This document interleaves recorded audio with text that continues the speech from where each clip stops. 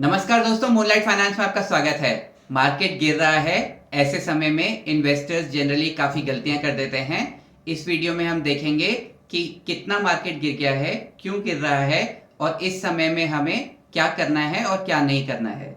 तो बहुत important video है, बने रहिए एंड तक। ये हम सब जानते हैं अब कि मार्केट क्यों गिर रहा है।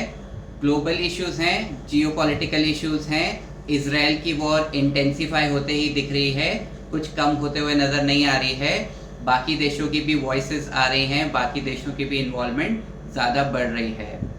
यूएस की 10 ईयर बॉन्ड यील्ड 5% के आसपास ही है। इंटरेस्ट रेट्स लगातार ज़्यादा बने हुए हैं।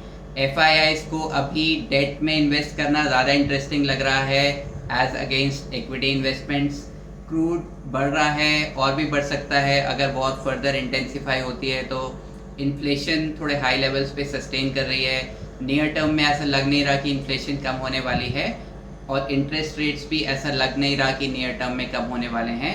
तो इन्फ्लेशन और इंटरेस्ट रेट्स हायर लेवल पे थोड़ा और समय सस्टेन होने की प्रोबेबिलिटी ज़्यादा है। इलेक्शंस की वजह से भी थोड़ा नर्वसनेस होती है, बट अभी ऐसा नहीं लग रहा कि इलेक्शंस की वजह से नर्वसनेस है मार्केट में। अभी जो भी फैक्टर्स हैं वो ग्लोबल हैं और जियोपॉलिटिकल हैं। अगर हम निफ्टी का पीक 20,000 के आसपास देखें तो पी था 24 का। अभी अगर हम देखें 18,800 के लेवल के आसपास देखें तो पी है 20.7 के आसपास। तो इसका मतलब क्या है, प्राइस जो करेक्ट हुआ है निफ्टी का 6-7% के आसपास है, लेकिन जो पी का करेक्शन है वो 12-13% हो गया है। तो मार्केट एक्चुअली अगर आप देखें पी के हिसाब से तो 12-13% ऑलरेडी फॉल हो गया है। और ऐसा क्यों हुआ कि प्राइस करेक्शन थोड़ा कम है बट पी करेक्शन ज़्यादा है।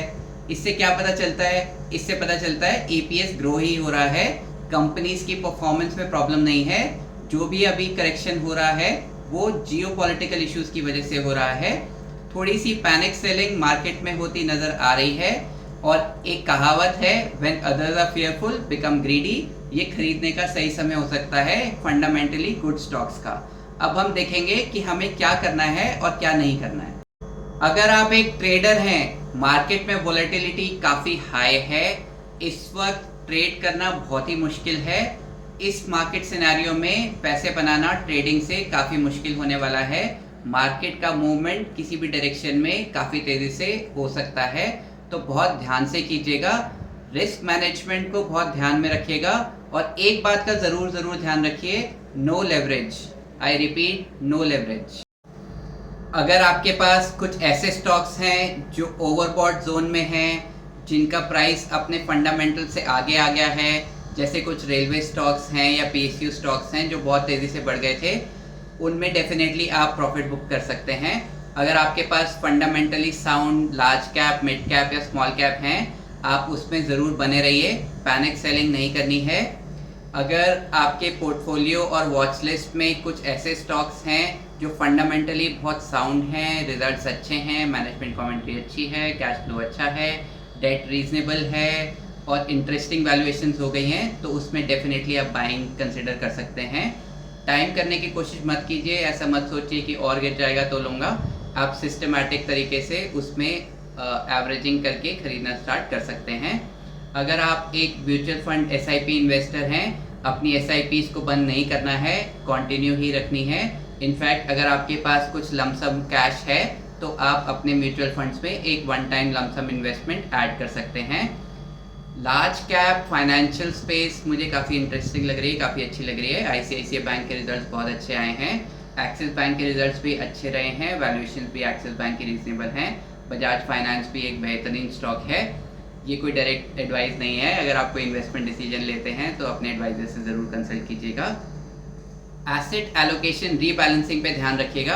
अगर मान लीजिए आपका एसेट एलोकेशन 70% इक्विटी और 30% डेट का है और अभी करेक्शन की वजह से आपका इक्विटी 65% रह गया है, तो डेफिनेटली आप डेट से कुछ पैसा मूव कर सकते हैं इक्विटी में, तो उससे आपका एसेट एलोकेशन भी 70-30 वापस आ जाएगा और ऑटोमेटिकली आप इस मैकेनिज्म से हायर लेवल्स पे सेल कर पाएंगे और लोअर लेवल्स पे बाय कर पाएंगे। इंडिया एक स्ट्रक्चरल बुल रन में है, long term growth prospects companies के बहुत ही सॉलिड हैं, कोई भी पैनिक करने की ज़रूरत नहीं है। नॉर्मल करेक्शन है, जियोपॉलिटिकल रीजंस की वजह से जब करेक्शन होता है, आपकी कंपनी में कोई प्रॉब्लम नहीं है, ग्रोथ प्रोस्पेक्ट्स अच्छे हैं, तो खरीदने का समय हो सकता है। Happy investing, see you in the next video. अगर आपको ये वीडियो पसंद आया तो आप इसको लाइक कीजिए और इसी तरह के यूज़फुल वीडियोस के लिए चैनल को सब्सक्राइब कीजिए।